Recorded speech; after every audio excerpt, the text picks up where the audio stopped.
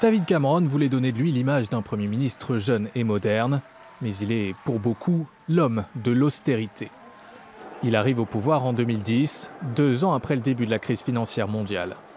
Les dépenses publiques dérapent. Cameron et son gouvernement font alors passer une série de mesures draconiennes pour faire des économies. Des dizaines de milliards d'euros de coupes budgétaires qui touchent aussi bien l'éducation, la justice et les aides aux personnes les plus pauvres. Ces mesures font descendre des milliers de personnes dans la rue.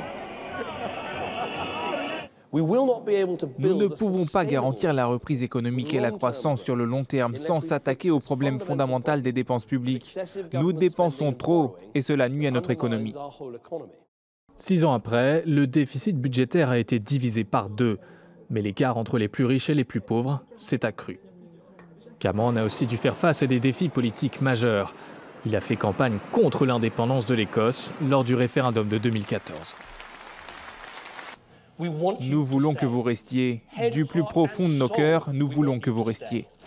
En 2015, le Parti conservateur gagne largement les élections législatives. David Cameron remet alors sur la table une idée qu'il avait proposée 2 ans plus tôt pour rallier les eurosceptiques de son parti, celle d'organiser un référendum sur le maintien de son pays dans l'Union européenne. Il est temps que le peuple britannique s'exprime. C'est à nous de décider quelle doit être la relation entre l'Union européenne et la Grande-Bretagne. Cameron fait campagne pour le maintien, mais avec un parti conservateur divisé. L'ancien maire de Londres, Boris Johnson, s'engage pour le Brexit et Cameron perd finalement son pari. Il laisse derrière lui un pays plus fort sur le plan économique, mais profondément divisé.